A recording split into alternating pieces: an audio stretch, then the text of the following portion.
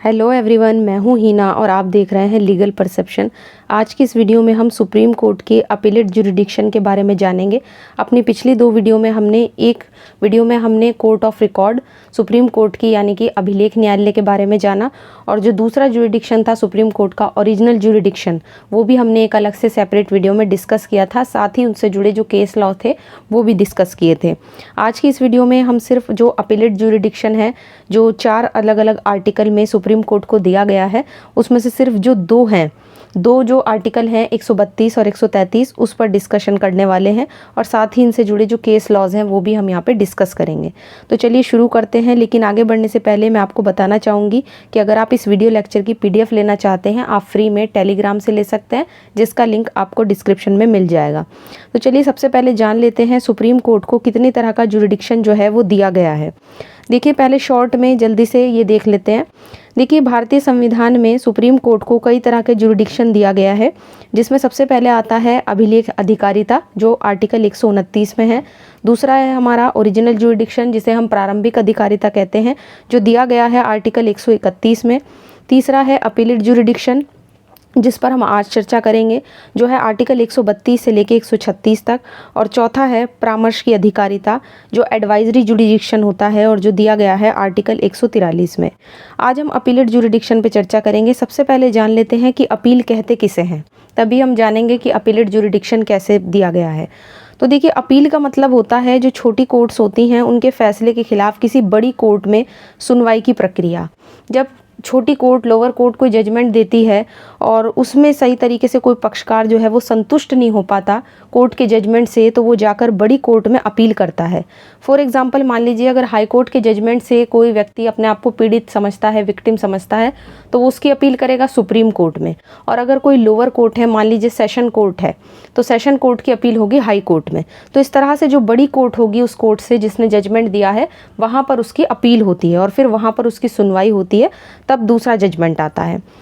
अब हम, क्योंकि आज की इस वीडियो में अपीलेट ज्यूरिडिक्शन पर चर्चा करेंगे, तो सबसे पहले जान लेते हैं कि कितने तरह का अपीलेट ज्यूरिडिक्शन जो है वो सुप्रीम कोर्ट को कॉन्स्टिट्यूशन में दिया गया है। तो देखिए, जैसा कि मैंने कहा है कि अनुच्छेद 132 से लेकर 136 तक सुप्रीम कोर्ट को देखिए 4 प्रकार की जो अपीलेट ज्यूरिडिक्शन है वो दिया गया है। मतलब 4 मामलों में सुप्रीम कोर्ट को अपील सुनने का जो अधिकारिता है वो दी गई है। सबसे पहले आते हैं संवैधानिक मामलों में अपील, जो आर्टिकल 132 में दिया गया है। दूसरा है सिविल मामलों में, जो 133 में दिया गया है। तीसरा है दांडिक मामलों में, जो 134 में दिया गया है। और विशेष इजाज़त से अपील, यह है आर्टिकल 136 में। तो ये 4 तरह के मामलों में सुप्रीम कोर्ट को जो है वो अपीलेट ज्यूरिडिक्शन जो है दिया गया है। अब हम बढ़ते हैं सबसे पहले आज के आर्टिकल 132 की तरफ। आर्टिकल 132 में कहा गया है कि भारत में किसी भी उच्च न्यायालय के, यानी क्योंकि इंडिया में हर स्टेट के देखिए अलग अलग हाई कोर्ट है, तो किसी भी हाई कोर्ट की सिविल मामले में, दांडिक मामले में या अन्य कार्यवाही में दिए गए कोई भी जजमेंट, डिक्री या जो फाइनल ऑर्डर होता है, उसकी अपील सुप्रीम कोर्ट में होगी। और यदि वो हाई कोर्ट जो है आर्टिकल 134A के अधीन ये प्रमाण पत्र दे देता है कि उस मामले में विधि का कोई प्रश्न है, यानी उसमें लॉ का कोई क्वेश्चन है, तो जब वो इस बात का सर्टिफिकेट दे देता है, प्रमाण पत्र दे देता है आर्टिकल 134A के तहत, तब उसकी अपील जो होगी वो सुप्रीम कोर्ट में होगी।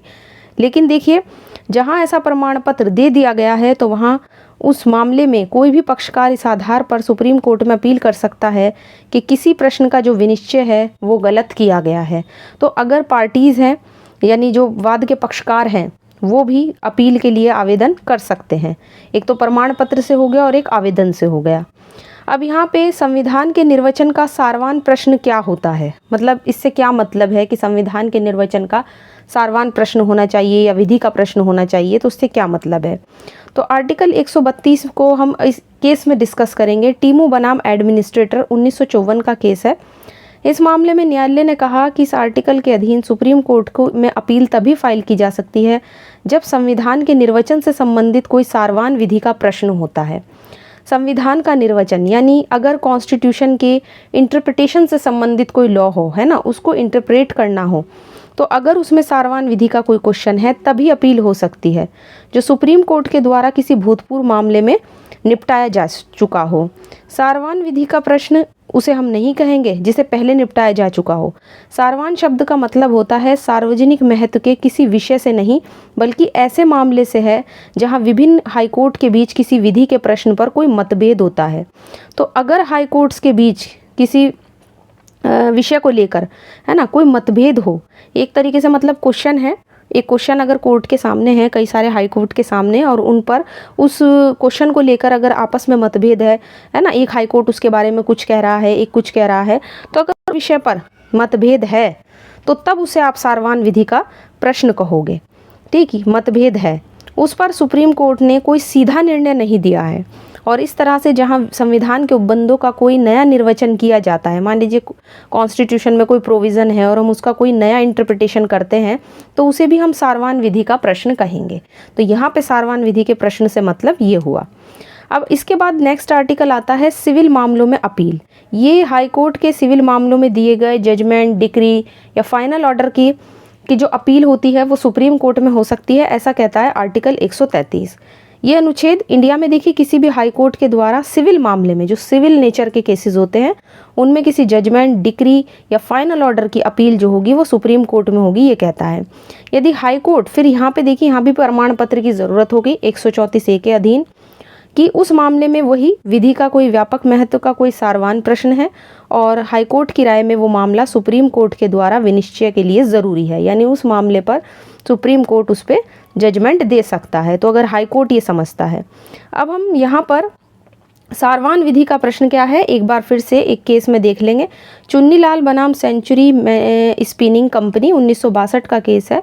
इस मामले में न्यायालय ने कहा कि विधि का प्रश्न बस केवल होना ज़रूरी नहीं है, बल्कि प्रमाण पत्र के लिए विधि के सारवान प्रकृति का प्रश्न होना ज़रूरी है। सिर्फ जो क्वेश्चन जिस पर हाई कोर्ट से सुप्रीम कोर्ट में अपील हो रही है वो केवल विधि का प्रश्न ही ना हो, बल्कि सारवान प्रकृति का होना चाहिए। और सारवान का मतलब ऐसे प्रश्न से है जिस पर संदेह हो और कई न्यायालयों ने उस पर अलग अलग मत जो हैं वो व्यक्त किए हों, तो तब माना जाएगा कि वो सारवान प्रश्न है। इसके बाद नेक्स्ट आता है सार्वजनिक महत्व का विधि प्रश्न। अब इसे क्या है, इसे एक और केस में देख लेते हैं। स्टेट बैंक बनाम मोती 1976 का केस है। इस मामले में न्यायालय ने कहा कि विधि का प्रश्न केवल सार्वजनिक महत्व का ही होना पर्याप्त नहीं है, बल्कि वो एक सार्वजनिक महत्व का होना चाहिए, अर्थात उससे केवल मामले के पक्षकारों पर ही नहीं बल्कि दूसरे लोग भी उससे प्रभावित होते हों। यानी कि जो पार्टीज़ हैं उस केस से रिलेटेड केवल वही उससे इफ़ेक्ट उन पर ना पड़ता हो, बल्कि जो दूसरे लोग हैं, जो अन्य लोग हैं, उन पर भी उसका इफ़ेक्ट होता हो, तो तब हम उसे कहेंगे कि वो सार्वजनिक महत्व का क्वेश्चन है। तो इस तरह से इस वीडियो में मैंने आपको ये जो आर्टिकल 132 और जो आर्टिकल 133 था ये क्लियर किया है विद केस लॉज। और जैसा कि मैंने स्टार्टिंग में बता दिया था कि अगर आप इस वीडियो लेक्चर की PDF लेना चाहते हैं, आप फ्री में टेलीग्राम से ले सकते हैं, जिसका लिंक आपको डिस्क्रिप्शन में मिल जाएगा। आशा करती हूँ दोनों आर्टिकल आपको क्लियर हो गए होंगे। साथ ही ये सारवान जो महत्व का प्रश्न है या सार्वजनिक महत्व का जो प्रश्न है, ये चीज़ आपको क्लियर हो गई होगी। मैंने केस लॉज यहाँ पे इसीलिए ऐड किए हैं। और वीडियो अगर आपको पसंद आया है तो वीडियो को लाइक कीजिए, ज़्यादा से ज़्यादा शेयर कीजिए और चैनल को सब्सक्राइब करना मत भूलिए।